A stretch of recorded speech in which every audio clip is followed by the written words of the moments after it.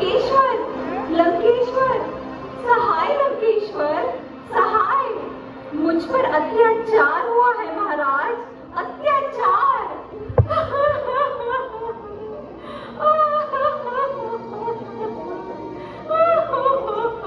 शूर्पणखा, क्या हुआ शूर्पणखा?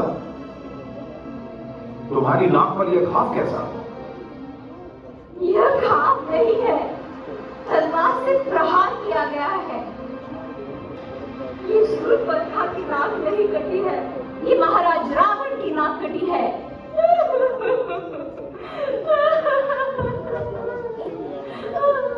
ये क्या कह रही हो तुम?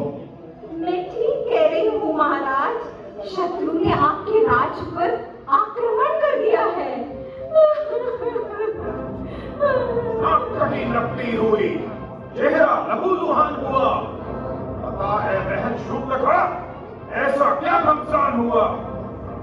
इस लालित ने की है हरकत, जिसके सर पर मौत चढ़ी, सांप के मुंह में उंगली दे, ऐसी किसकी हिम्मत हुई? लाओ खरदूषण को, जो साहसियों को दंड देने के लिए। खरदूषण तो युद्ध में मारे गए हैं। उनको मारना तो काल के लिए भी असंभव था। किसने किया ये दुस्साहस? एक मानव ने। एक मानव ने? असंभव। अकम्मल, चुप क्यों खड़े हो तुम? क्या यह सत्य है? हाँ, ये सत्य है महाराज। तो बताओ, कौन कौन देवता आए थे वहां उस मानव की सहायता करने? वो इंद्र तो जरूर आया होगा। आज्ञा दीजिए पिताश्री, इन सभी देवताओं को मारकर अभी इसी सभा में उपस्थित कर दूं। नहीं युवराज, उस मानव के साथ कोई देवता नहीं थे। कोई देवता नहीं थे? फिर कौन सी शक्ति थी उसके साथ? वो अकेला था। अकेला था? वो मानव है या भगवान? हाँ भैया, वो है तो मानव ही, लेकिन कोई अलौकिक मानव दिखता है। उसके साथ एक अति सुंदर स्त्री भी है भैया। मैंने जब उस रूपवती स्त्री को देखा तो सोचा, इस नारी को तो लंकेश्वर की महल की शोभा होना चाहिए। यही सोचकर मैं उस नारी को उठाने चली गई।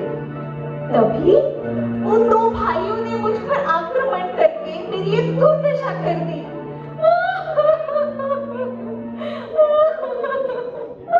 बस करो शूर्पणखा।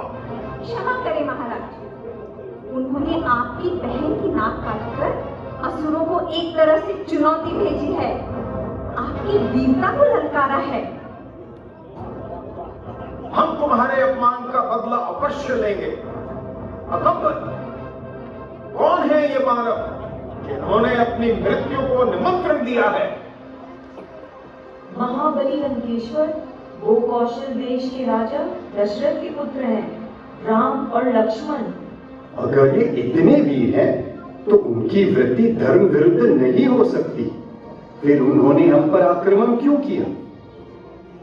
उन्होंने आक्रमण नहीं किया था, आक्रमण तो हमारी सेना ने उन पर किया था। हमारी सेना ने उन पर आक्रमण किया और हार गए, तो इसमें उनका कोई दोष नहीं। लगता है उन पर आक्रमण करना अनुचित था। विभीषण भैया, तुम तो हाथों में चूड़ियां पहनकर बैठ जाओ। किसी की बहन की ऐसी दुर्गति हो जाए और वो नीति और अनीति की सोचे। शूर्पणखा, अंधी वीरता किसी काम की नहीं होती। अंत में नीति और धर्म की ही विजय होती है।